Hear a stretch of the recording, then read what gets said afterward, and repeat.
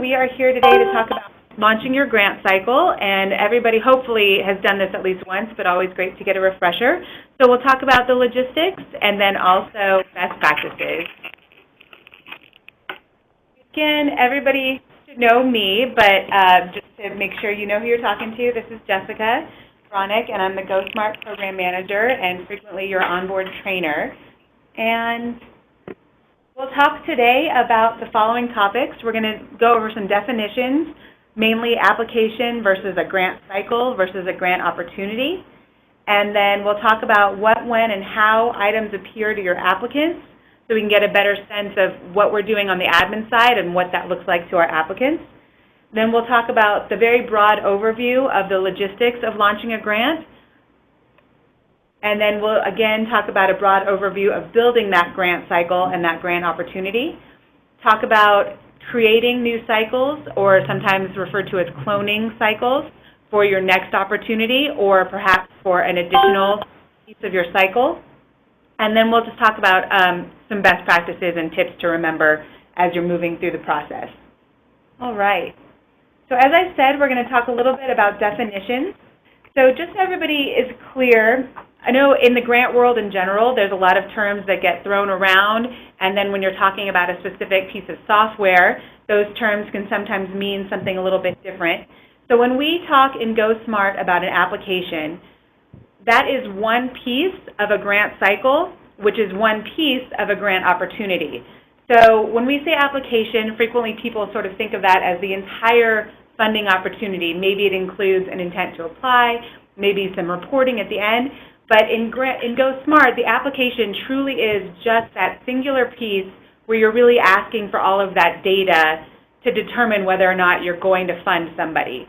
So think of the application as the focus, but only one page set of a cycle. Now, going a little bit larger, the grant cycle, also known as the program cycle or just cycle, will, as I said, contain an application, but can also contain the following page sets: an intent to apply, an interim report, and or a final report. So again, in GoSmart, our grant cycle houses those 4 page sets. You can always use less, but you can't include more. So a grant cycle has an intent to apply, an application, an interim report, and or a final report. And then really trying to hammer home the use of the terminology grant opportunity to really indicate the entire funding opportunity. So you might build a grant cycle that has 1 or 4 of those page sets we talked about, but your grant opportunity might also include things like reimbursement forms, invoices, a second year of a single grant, all those kind of other things that we refer to as flexible page sets. So your grant opportunity might include a grant cycle and those additional pieces. Does anybody have any questions right off the bat about those 3 pieces? And we're going to talk about them a lot today, so you'll get a much better feel for them. But does anybody need more than what we've got there? Super. All right, so we'll dive in a little bit deeper. As I said, the grant cycle is going to be in GoSmart sort of the main place where you make those 4 main page sets. The intent to apply, and just as a quick reminder, that can be a way to vet your applicants before they begin the application, so you might use it as a letter of intent or an eligibility form. You can also set up some parameters that determine whether or not you have to approve it manually or whether or not the applicant can go straight from the intent to apply to the application. Then that second piece is that application, which, as I said, is the main focus of your cycle, but is just one page set. It's going to contain the bulk of your questions, and it's the page set that your panelists will review and score and comment on. Then an interim report is where you're going to request information from your funded grantees before the end of their granting period, and it can be created later. So you can always create the intent to apply if you're going to use it, and then create the application. And then if your if your interim report doesn't happen until 6 months down the line, you can create it, 4 or 5 months out so that it's ready to go when you open it up. But it's not something you have to have ready to go when the application is available. Same applies for the final report. If that's not going to be available till a year down the line, you can create it 8, 9, 10 months out after the application has been available. You can certainly create them at the same time. They won't appear to your applicants until they're in the appropriate status, so you don't have to worry about an applicant seeing an interim report or a final report until they're in the appropriate status, usually funded or interim report approved, but you can certainly be ready to go before those need to be available to your applicant. And just as a reminder, what that's going to look like to an applicant is that's going to be a single box on their current programs and applications page. So you might have a couple cycles available to your applicants at any given time, which means you might have multiple boxes like this that have the cycle name and then all of the page sets available within that cycle. So as we discussed, a cycle in GoSmart can have 1 to 4 page sets within that cycle. And this is a good example of all 4 of those page sets available in a single cycle. So we've got an intent to apply, we've got the application itself, we've got an interim report, and then we've got a final report. So at most, your applicant would see these 4 items. And we'll dive a little bit deeper into some other examples where they might see fewer things. But this is the most robust that a single cycle can look. And just as a reminder, when your applicant is logged in, if they're able to edit an item based on their status, they would be able to click on the link for these items. And right now you can see that they can only click on the final report, and that's because their status is final report exception. If their status were something else, they might have access to these other items that they've already submitted, but we'll talk about that in a different webinar. They, however, will always have the opportunity to view a PDF of that item. So they'll always see that link following the exact item if they want to view just a read-only PDF of what they've already submitted, or perhaps what they might submit. So something like this that they haven't yet accessed will still have that opportunity to view the PDF. Now, if they click View PDF, they'll see a clean PDF with all the questions of the final report, but they won't see their data because they haven't filled it out yet. All right, so that's the grant cycle. Let's talk about a grant opportunity. As I said, that's going to be a grant cycle plus optional additional items. Now, your grant opportunities may never include anything we're about to talk about, and that's great. That means your process is super streamlined. You don't have to worry about this. But for folks who might have a multi-year application or might ask for reimbursement or reimbursement forms or invoices, or perhaps additional items that we haven't even considered, and we can certainly have those conversations privately to make sure that the system is working for your workflow. But if you want to include any of those types of things, you would basically be creating an additional cycle. So again, that's a piece that's going to show up outside of this initial box, and in this example might show up like this. Your initial cycle here is Community Support 2018, and this is where those page sets would live that we just discussed. But if you want to create an additional piece, like a second year, like a reimbursement form, it would live like this, just beneath the initial cycle opportunity. So you would give it the same name, beginning at least, so that your folks know to look for Community Support 2018, and then you'd call it whatever that flexible page set is. So if it's a reimbursement form or an invoice, you'd call it that here. Then your folks know to look for that just beneath the initial cycle. And just like they do with the application in the initial cycle, they'll have the opportunity to start that piece here. So I know that this is sort of where folks get a little bit lost, and again, if it's something that you're going to use, we can certainly have a conversation offline and make sure that you're comfortable with the way it's going to work for you and your applicants, but just want to give you an overview of what that looks like physically when the applicant is logged in. So our next piece to talk about is sort of what and how your applicants see items. Now, we've obviously already jumped into this a little bit because we've looked at some of these examples, but let's look at some other ways that your applicants might see some of your cycles when you launch them. So when an applicant logs in, if you have created a cycle and you've already set it up and it's active, but your available date is not until the future, your applicant will still see the cycle, but they'll only see the opportunity to preview it. Note how we don't see a start button here, and that's because our available date is not for a couple weeks. So if you have a cycle that you've set to active, but the available date is in the future, this is what your applicants will see. Now, I purposely left program description and the message about program blank for an example so that you could see another instance of what happens when you don't fill in these two items. So even if you've set it to active and the available date is in the future and they can only see the preview, if you had a program description and a message, they would appear here as well, just like you see down here. But this particular example, I purposely left them blank to show you why you wouldn't want to leave them blank, because your applicants are going to see this header, and then no information to follow. So I would always recommend that you add some language here, and I'll show you in a moment where we do that on the administrative side. So that's your first example of what an applicant might see. Now your second example is going to be this piece. Again, the applicant hasn't started this item yet, so they see the start link. They also see the opportunity to preview, and then they see the appropriate dates and deadlines for this particular piece. So they're just going to see the date it's available and then the date that the deadline occurs. Now another example is this master demo.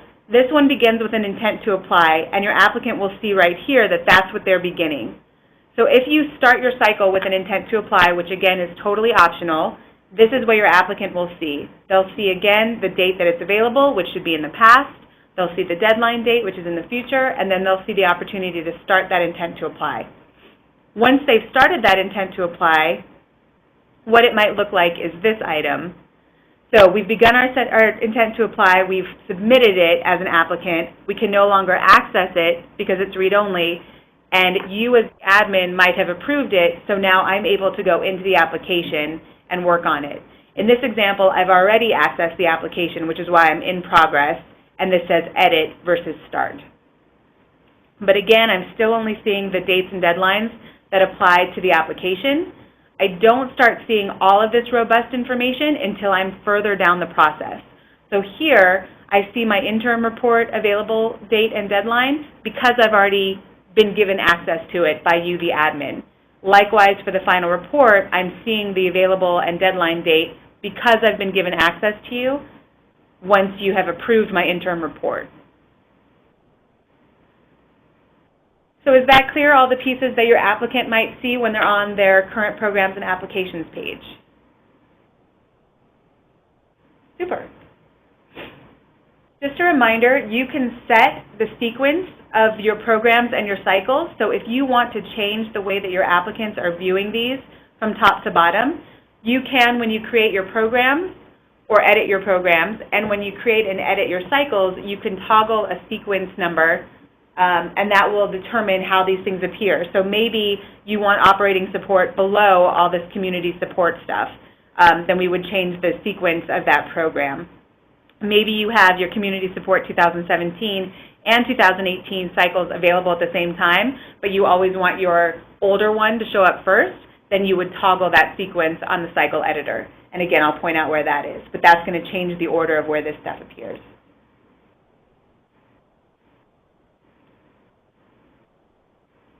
All right, so now that we've sort of talked about some definitions and we've talked a little bit about where this stuff appears and how, let's talk about the overview of actually launching your grant. Let's talk about what that creation looks like. You'll have come in, you will create your program, and you'll create a new program if you'll be offering a new grant opportunity that doesn't fit into an existing program. Or you can always add a cycle to an existing program if you're just creating next year's cycle.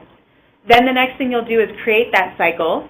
So you'll either create your first cycle if you've created a new program, or you'll clone an existing cycle and modify it to create the next opportunity, or even the next flexible page set. Then you'll create all of your pages from your Application Pages sub-tab. You'll want to create your status mailers so that when your applicants access those page sets, your automated confirmation emails will go out for the appropriate item. And then you'll want to circle back to your program cycle so that you can set the cycle to active and verify that your dates and deadlines are in order. So let's look at all those pieces. From your administrative side, as I said, you're going to start with your program. Now, if you've already got your program in the system and you're just starting with a new cycle, then you don't need to create a new program. But let's say that you're starting with a brand new opportunity that's a brand new program for your agency. Then you'd come in, you'd add your new program, and then you'd start to add your cycle. So after you either add your program or you want to work on an existing program, you'll head to your Program Cycles tab. You'll select that program. And then if it's a new program, you'll have the opportunity to start your new program rather than select it from the drop-down. Or, like this instance where we've already got an existing cycle, we'll select the cycle we want to either modify or that we want to clone. And we'll talk about cloning a little bit down the line. But let's say that we want to work on our Community Support 2018. We're going to fill out all of our logistics.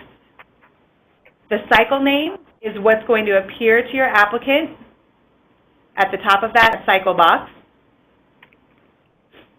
The prefix is what's going to start their application number.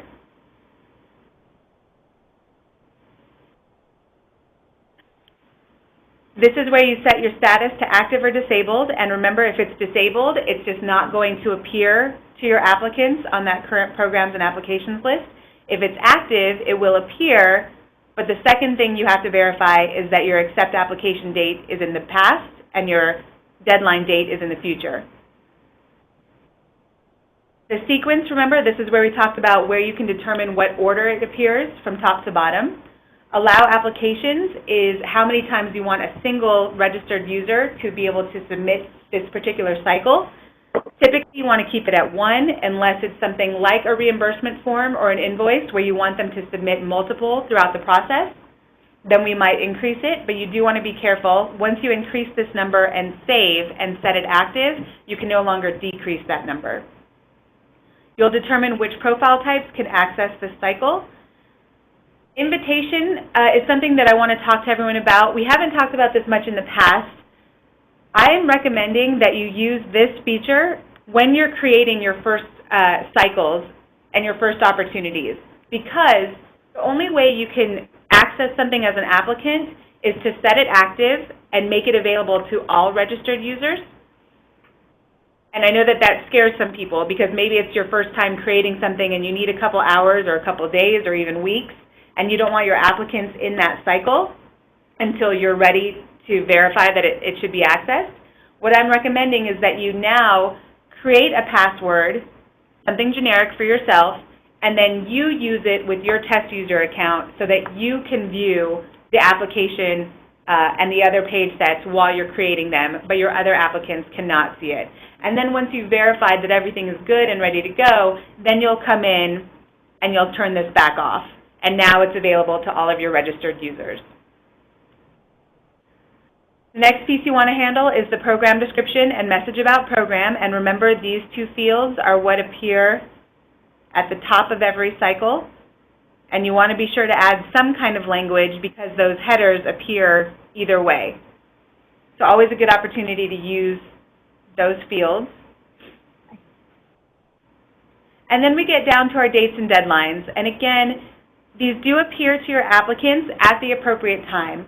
So if you opt to not include an intent to apply deadline, if you opt out of a draft review, these two dates and deadlines don't show up, and the only thing your applicant sees right at the beginning is the accept and the deadline date. Then they don't see these until you've actually created those items and you've set the applicant's status to the appropriate piece. So you can disregard these items until it's appropriate for you to worry about them. So as we said, if you don't do an interim report till 6 months down the line, you don't have to worry about these dates and deadlines being in order until you've actually created those items and you're going to set people to the appropriate status. Now you can always be ahead of the game and set these up appropriately if you know those dates when you're first creating your cycle. That's great. But again, just want to relieve some pressure and let you know that these don't appear until the appropriate time. And the last pieces you want to be concerned with are these text fields down below. Remember that the first 5 are going to be the submission text, and this is what appears just before your applicant submits. These are a little bit less important because when your applicant is on that submission page, they're given the correct cues from the system. They know what they need to do. What I find much more important is the second set of 5 fields, which are the confirmation text. And this is what appears just after your applicant submits. So you want to make sure that those pieces are in place before you set your cycle live, before you launch it, so that if you have an applicant in the system and they go to submit the intent to apply, they're not sort of left on this blank page after they click submit wondering, did that go through? Did somebody get that? You want to add just a little bit of generic language that says something similar to this, thank you for submitting, we'll be in touch if you're approved, or whatever is appropriate for you. However your workflow works, add that language there. Then you'll update, and now you're done with the program cycle piece of launching your grant cycle. The next piece you want to be concerned with, obviously, is actually creating the bulk of your application. And we'll go into this much more in depth in a different webinar, and of course there are tutorials for you, and hopefully we've had conversations and trainings that put you in place with these items. But the next big piece you want to do is create all of those items of your cycle. Again, just to drive home, you don't really have to be worried about creating your interim report and or your final report until further down the line, but you do want to have your intent to apply if you're using it, and of course the application page is ready when you're ready to launch your cycle. Now, as I said, the next piece you want to really have in place before you launch that grant cycle is the status mailer. This you handle from the Grant Manager Status Mailer subtab, and this is going to be any auto email that you want to go out as your applicant moves through their process. So if you want something to go out the minute somebody starts an intent to apply, to say something like, hey, we see that you started, let us know if we can help you, here's who to reach out to.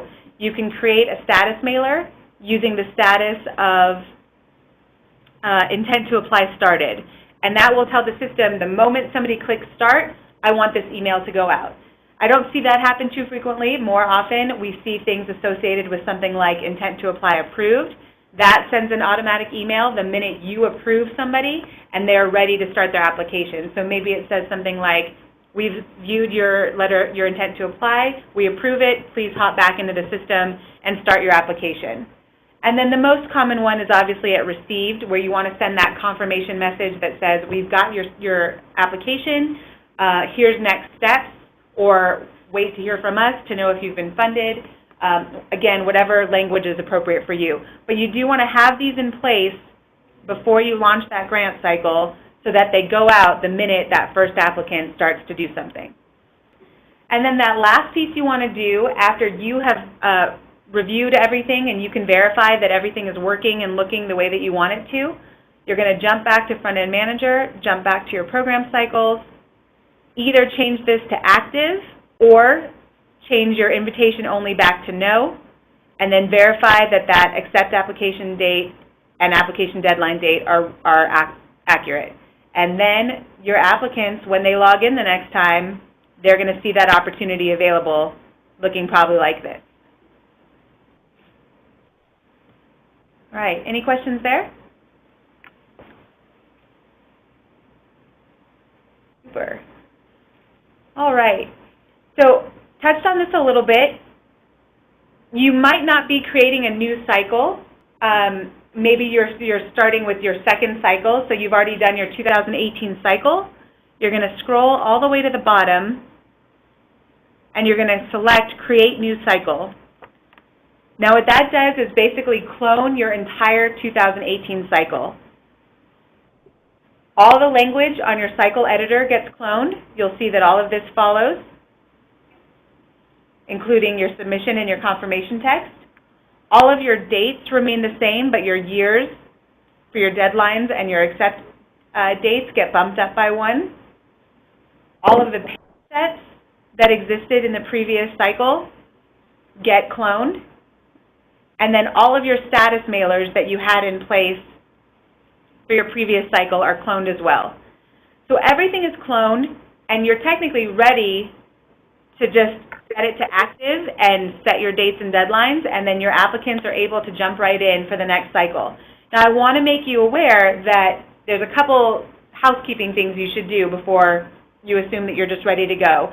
First and foremost, you're going to want to change your cycle name. Every time you create that new cycle, it's going to just append the word edit to the end. Now, you obviously don't want that to be what your folks see, so you want to change it to your new name. You want to change your prefix, probably updating it, but I would recommend keeping the same naming convention. If last year was CS18, CS19 is perfect for this year, rather than sort of getting creative and changing it up a bit. I would just update the year like that. They're all going to start disabled. So again, you just want to make sure to set it to active after you've done everything we're about to look at. You're going to want to go through all of your language here and make sure that dates and deadlines that you might have written out are updated. So the system obviously doesn't know to update this stuff for you because it's language you typed in. So you want to just make sure to hop in here and update all this stuff where it's appropriate. Same for any of your confirmation text. If you added anything that might be outdated for last year, you're going to want to update it for this year. And then you'll click Update, and now we've got our brand new cycle. Another piece you're going to want to look at, again, is that application pages. If you included any kind of language anywhere in those pages that might be outdated, might need to be updated with years and dates, you're just going to want to run through any of this stuff, click Edit, and update where appropriate. And then again, that final piece, those status mailers, if you included any kind of dates and deadlines or information that would be outdated there, you're going to want to hop in and update that. So like here, this would be outdated, and we'd want to be sure to update it for the appropriate time frame. Alrighty, any questions there?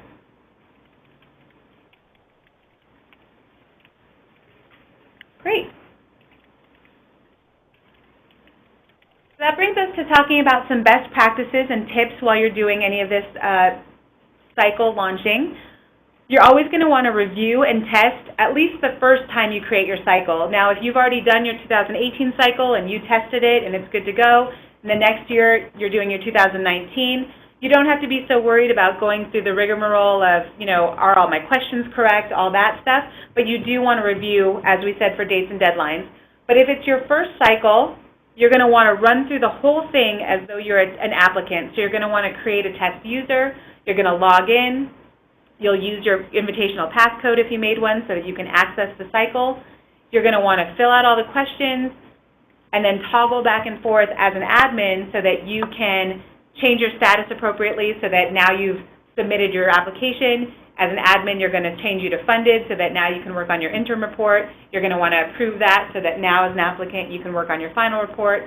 And just see all the pieces that your applicants will see and verify that it's working the way you expect it to.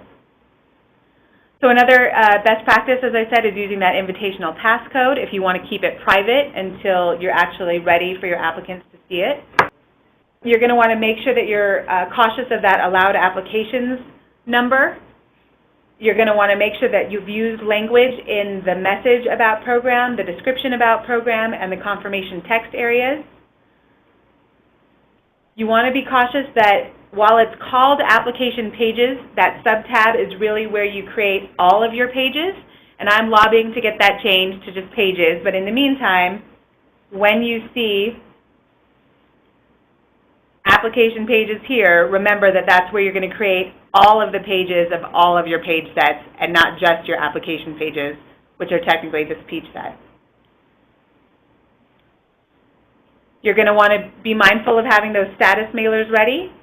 And then the last big piece we really want to drive home is that once you have done all this stuff and you feel great about it, maybe you've asked us to review it, and you've set it live, make sure that you're not editing those live cycles. Now, certainly you can jump back in if you've noticed that you've made a misspelling somewhere or, shoot, you didn't update that date and that you need to change 18 to 19. For sure, hop back in, make those changes. But you don't want to delete any questions. You don't really want to even add any questions or pages because if you've had an applicant go through any piece of the application cycle, they might miss that opportunity if you've added it later, or you might lose some of their data if you delete a question.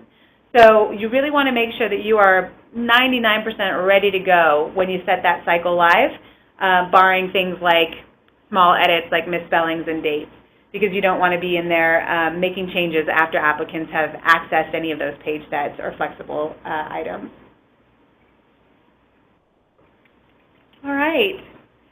No, that's a lot coming at you, like these usually are. I'll make this slideshow available later, and also a video of this webinar, so you can always review it. And then, as always, our knowledge base has tutorials for each of these items. And then you can always reach out to me, too. But are there any questions that anybody wants to get into right now? Great. Well, thanks so much for joining me today, and enjoy the rest of your week, everybody. Thank you. Awesome. Take care.